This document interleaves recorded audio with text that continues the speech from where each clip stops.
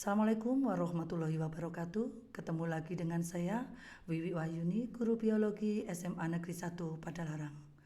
Pembelajaran kita kali ini masih tetap di sistem peredaran darah, yaitu materi gangguan dan kelainan pada sistem peredaran darah manusia. Gangguan dan kelainan pada sistem peredaran darah merupakan kelainan atau penyakit yang terjadi pada sistem peredaran atau sirkulasi darah manusia, baik yang disebabkan oleh faktor internal maupun faktor eksternal. Beberapa penyebab kelainan tersebut bisa karena faktor keturunan atau genetik, kerusakan pada sistem peredaran darah, dan faktor-faktor lain. Macam-macam gangguan dan kelainan pada sistem peredaran darah. Yang pertama, penyakit jantung koroner atau dikenal PJK. Penyakit jantung koroner terjadi apabila arteri koroner, yaitu arteri yang memasok darah dan oksigen ke otot jantung, tersumbat oleh zat lemak yang disebut plak atau ateroma. Koroner dapat terjadi karena endapan kolesterol atau plak menumpuk dan memicu peradangan di pembuluh darah arteri koroner. Biasanya ini dipengaruhi oleh pola makan yang kurang sehat dan kecanduan rokok. Kita lihat gambar di sini. Pembuluh darah arteri yang sebelah kanan adalah pembuluh darah arteri koroner dalam kondisi normal, dan yang sebelah kiri terdapat tumpukan plak yang mengakibatkan penyakit jantung koroner, sehingga biasanya ditandai dengan rasa nyeri pada dada sebelah kiri. Selanjutnya, anemia. Anemia adalah penyakit kurang darah. Kurang darah tersebut terjadi karena kandungan hemoglobin dalam sel darah merah rendah atau berkurang. Rendahnya kandungan hemoglobin bisa diakibatkan kurangnya makanan yang mengandung zat besi. Selain itu, berkurangnya sel darah merah sering terjadi pada penderita penyakit malaria. Hal ini karena plasmodium penyebab penyakit malaria memakan sel darah merah. Gejala anemia dapat terlihat yang pertama kelelahan, kulit pucat, sesak napas, limbung, detak jantung cepat, dan pusing.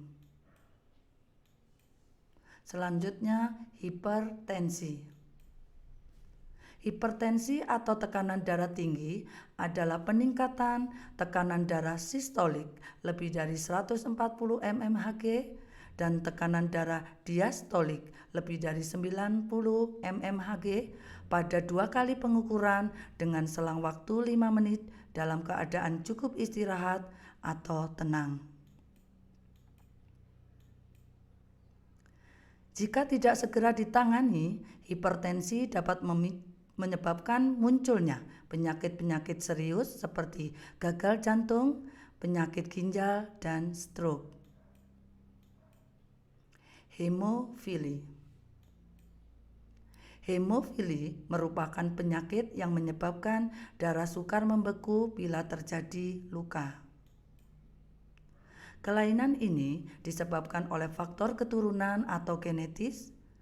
Kelainan ini tidak dapat diobati, tapi dapat dicegah. Penderita harus menghindari terjadinya pendarahan agar darah tidak mengalir terus. Gejala yang ada pada hemofili diantaranya munculnya banyak memar besar atau dalam, nyeri dan pembengkakan sendi, pendarahan yang tidak jelas penyebabnya, dan terdapat darah dalam urin dan feses. Aterosklerosis. Kondisi ketika pembuluh darah menyempit dan mengeras akibat penumpukan plak. Pada tahap awal, aterosklerosis tidak menimbulkan gejala apapun. Gejala baru muncul saat pembuluh darah sudah tertutup oleh plak sehingga tidak dapat mengalirkan darah ke organ atau jaringan tubuh.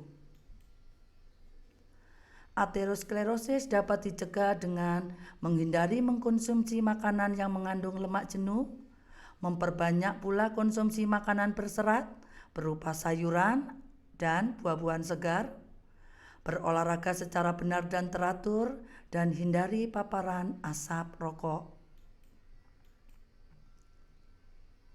Stroke. Kondisi ini terjadi saat suplai darah menuju otak terhenti atau terganggu. Salah satu penyebab stroke adalah adanya sumbatan di pembuluh darah yang mengarah ke otak.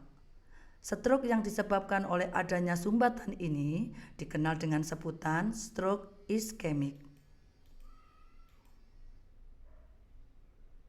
Stroke dapat dicegah dengan upaya perbaikan gaya hidup dan mengatasi faktor resiko. Upaya ini ditujukan pada orang yang sehat maupun kelompok risiko tinggi yang belum pernah terserang stroke. Caranya antara lain berhenti merokok, berolahraga, mengendalikan gula darah, dan mengatur pola hidup sehat. Talasemia. Penyakit ini disebabkan oleh kelainan pada hemoglobin sehingga menyebabkan bentuk sel darah merah tidak berbentuk cakram bikonkav seperti sel darah merah normal.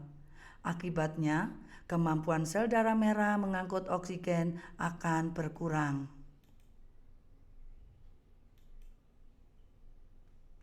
Talasemia adalah jenis penyakit yang diturunkan dari kedua orang tua kepada anaknya.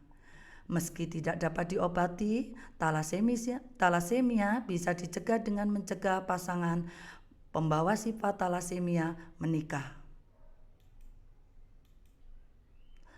Terakhir, angina.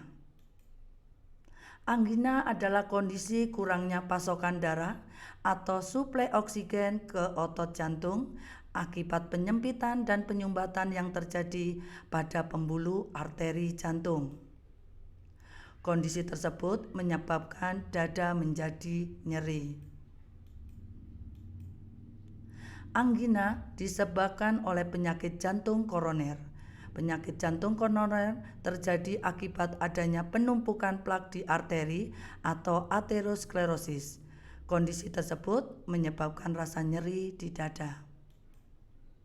Demikian tadi pembahasan kita tentang gangguan dan kelainan pada sistem peredaran darah. Ketemu lagi dengan materi yang baru. Terima kasih.